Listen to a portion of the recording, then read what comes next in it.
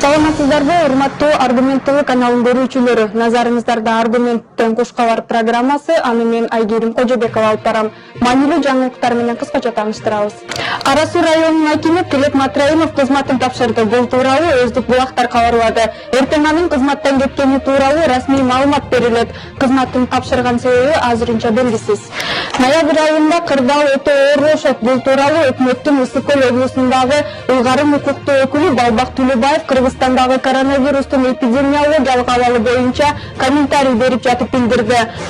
Бул жайда эпидемиянын түштүк жарым шаарга жайылышы менен тастыкталат. Ошол учурда ал жакта кыш болгон. Эң оор кырдаал Бразилия менен Чилиде болгон. Пери сыяктуу чакан мамлекетте дагы кыштын бир айында 50 000 адам өлдү. Бул олуттуу көрсөткүч. Ошондуктан эсиңизде болсун, бардыгы кайрадан жабылат, кайрадан карантиндер болот. Буга абдан олуттуу караш керек. Сиздин негизги милдетиңиз оорунун коч түрүн жуктуруп албоо. Ошондуктан беткаптарды кийүү инфекциялардын дозасын азайтуу үчүн керек. Эгер сиз Кудай сактасын ооруп жатсаңыз, анда вирусту айлана чөйрөгө көп чыгарбаңыз. Беткап бүгүнкү күндө эң маанилүү. Тилекке каршы беткап жападан жалгыз коргонуу механизми болуп саналат, деди Түлөбаев. Шайлоо жүрө турган учур күндө жакындап келе жатат. Түрдүү жоромолдор айтыла баштады.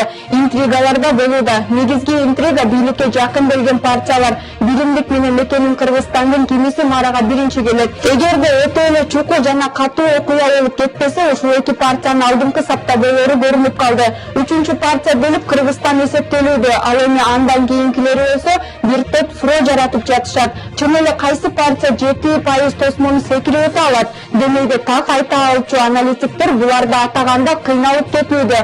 Алардын ою боюнча республика, бүтүн Кыргызстан замандаш партиялардын мүмкүнчүлүктөрү бирдей деле эсептелип жатат. Эң эле баарын кызыктырган суроо, булардын кимиси тосмодон өтпөй калат. Анткени буга чейинки шайлоолордун картинасын карасак, 5 же 6 партия өтөт, үчөөнүгө белгилүү деп жатабыз. Ал эми калган үчөө кайсы партия болот? Эң эле кызыгы, ушул партиялардын тизмесинде депутаттыкка татыктуу инсандар да бар. Ахматбек Келдибеков жолугушууга барган кезде алайдын жаштары менен кермур айтышып кетти. Аны 8 жылдан бери кайда жүрдүңүз эле деп сурашканда, 8 жылдан бери Текебаев, Атамбаевтер менен чабышып жүрдүм деп жооп берген. Жыйынтыгында Өмүрбек Текебаев менен күрөш кадимкидей уланат деп билдирүү кылды. Бул окуя кечээ Алайдын Калуан Көл айылында болду. Ал жерде ата мекендин азыркы лидери Жанар Акаев чоңой өскөн. Бул жолку чакырылышка депутат болом деп далайлар кетип баратат. Алардын арасында азыркы кете турган парламенттин өкүлдөрү да бар. Алардын бир далайы сөзсүз өтөт деп эсептелген партияларга кире калышты. Арасында кызыктуу фигуралар да жолугат. Биримдиктин алдыңкы катарларынан орун алган Махабат Мавлянова деген айым. Ал эмнеси менен эсте калды? Адегенде эле Махабат айым көпчүлүк алган айлыкты атат. Ушундай да аз акча болобу деп таң калды.